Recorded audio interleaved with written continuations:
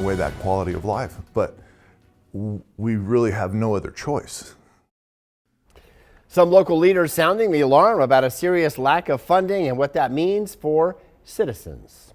It comes as some say it's time to change Nevada's unusual property tax structure. Thanks for joining us tonight. I'm Joe Hart. Well, starting off tonight, the Silver State is one of one when it comes to taxes. Our lack of a state income tax and low property taxes make Nevada a very attractive place to relocate, but it also means local and state governments don't have much money to work with. Some say that needs to change. Ben Margiott has tonight's special report. How would you describe Nevada's current property tax system? The most regressive in America. Sparks Mayor Ed Lawson, a Republican, is not afraid to argue that Nevada needs property tax reform. Mayor since 2020, he's watched as revenues have struggled to keep up with rising costs in the Rail City and across the Silver State. Every entity in Washoe County is facing a shortfall. Reno's got a shortfall. The school district now has a shortfall. Washoe County's in the hole, we're in the hole. So what do? We don't get to print money at the local level. So what we do is lay staff off. The result, not enough police or fire to respond to lower level calls, he says. We're taking away that quality of life, but we really have no other choice. He blames Nevada's unique property tax structure.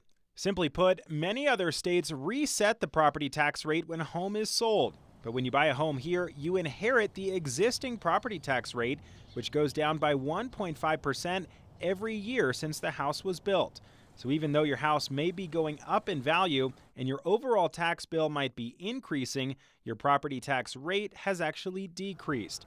Lawson says that means new homes must continue to be built to make up for older homes depreciating. Grow or die. I mean, that's literally what it is. There's no in between. We are the only state in the nation that calculates it in this fashion. Democratic Assembly member Natha Anderson says the system is unfair. You can take a house that is for sale here in Carson City that's 2 blocks up. It's a mansion. It's going for $2.5 million. And you can also take another house, much newer house. It's being sold for $500,000. The $2.5 million house has a lower tax rate than the $500,000 house. There's something wrong with that. That is broken. She's behind Assembly Joint Resolution 1, which would reset the property tax rate when a home is sold. The rate would still continue to go down 1.5% every year. She envisions a windfall for cash-strapped local governments. Here's what that would mean today if this change had been made several years ago. Then the city of Reno would have $20 million more. The city of Sparks General Fund would have $8 million more. It's more police officers, more firefighters. It's more help for our school district. But much of that increased revenue would come from newer home buyers. Increasing property taxes at point of sale will make homes less affordable, and right now we have an affordability problem. Nevada realtors are opposed. We need roads, we need hospitals, we completely understand that. But resetting the burden and putting it completely on homeowners is just inherently unfair and difficult. It'll actually really hurt the housing market.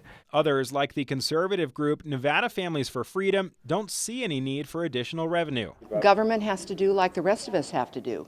They have to cut spending, and they have to cut projects, and they have to go back to the basics. The resolution passed in the Assembly last month and would need to pass in the Senate and in both chambers again in 2027 to qualify for the 2028 ballot. You should not make those changes quickly. It should be something thoughtful, and the voters need to be part of it. In Carson City, Ben Margiott reporting. All right, thanks, Ben. By the way, in the Assembly, the resolution passed with only Democrats in support. All Republicans and one Democratic Assembly member, Brittany Miller, voted no. It has not been scheduled for a vote in the Senate yet, but we'll keep you posted on that. So where does Nevada rank among other states when it comes to property tax rates? Well, according to Smart Asset, the Silver State cracks the top 5 states with the lowest property tax rate in the U.S. Hawaii, considered to have the lowest rates with a 0.27% rate. Nevada comes in at number 4, just behind Alabama and Colorado. According to the report, Nevadans pay $1,884 in median real estate taxes, which is down considerably from the median paid throughout the country. And today, our local question of the day, we want to hear from you on this. Do you support a property tax reform in Nevada? To vote, just scan the QR code there on your screen and let us know. All right, let's take a look at the current housing market across our area. According to Realtor.com, current median home prices in the biggest little cities stand at $555,000. That's down about 7% year over year. The market in Reno is considered balanced right now, meaning the supply and demand of homes are about the same. On average, homes in our area are selling after 42 days on the market, which is slightly up from this time last year.